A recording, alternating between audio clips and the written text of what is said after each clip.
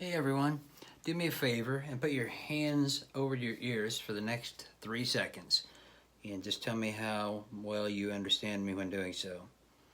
So I don't know if you caught that, but without listening, it's very difficult to communicate. My concept this week was listening, and that's found in chapter 4 of DeVito's book, the Interpersonal Communications book. And in that, DeVito states the definition of listening.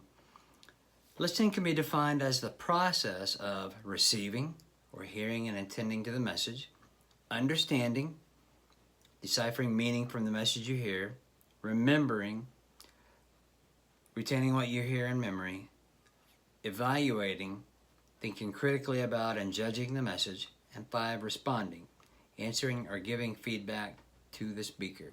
And this was found on page 80, chapter 4, in DeVito's book, Interpersonal Communication book. So why I chose that, and more specifically the film, which is The Intern by Nancy Meyers from 2015, is 2 words. Too observant.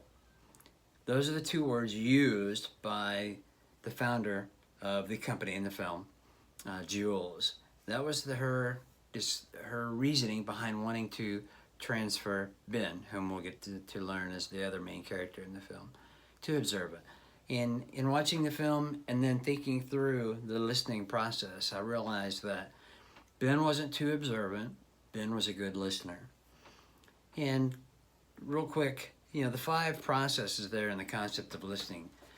Being a good listener does not simply mean that you hear stuff, right? Hearing is the first part of listening. Hearing is made up when vibrations hit your eardrums and it's translated into sounds. So hearing is a part of it. Now the other part is actually quickly thinking about what you're hearing and analyzing, and then comparing it to the tone of what you're hearing and maybe even the emotion in the sound. This is all happening in nanoseconds, right, as we listen. And then sometimes we even have to ask clarifying questions to make sure that what we heard is what they were saying.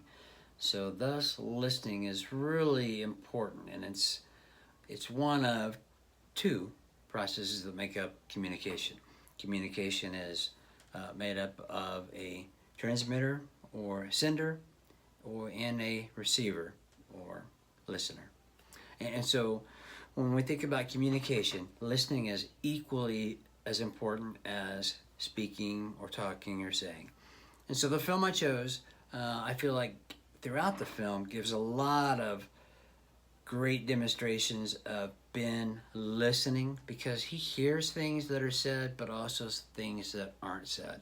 This particular clip I've chosen is where Ben is reacting to an employee, Becky, who's Jules' personal assistant, and she is upset because Jules has just given Ben a couple of tasks that Becky has either been doing or wants to do.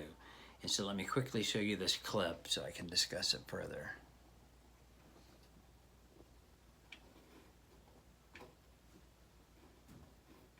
Becky? I've been here 9 months, Ben, and she's never asked me to take a look at anything for her, ever, okay? I hear you. That's frustrating. I mean, totally.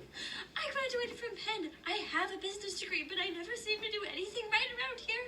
And you're like 50 years older than me, and you're deaf. I happen to think you do a lot of things right. Okay, so Ben does a couple of things there really well. First off, he doesn't interrupt, he listens, he waits till she said what she needs to, and then he reacts. And then he reacts in such a way that he's showing empathy, because obviously he heard her emotion and saw with tears.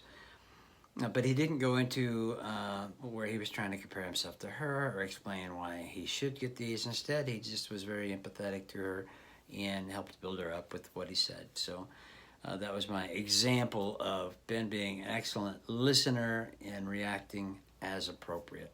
There's more to the scene in the film, but he even goes on to help build her up by saying something along the lines that, hey, this is a good thing for her, and she's going to excel once he takes a few of these small things off of her plate and creates less stress. So my concept is listening, and I'll leave you with this. Have you ever been told you're a great listener? I have, perhaps to my detriment. I chose this class thinking that I wanted to become a better communicator, and as such, I thought this will make me a better speaker. What I'm realizing now through this concept in this chapter is that to become a better communicator, you have to first become a better listener.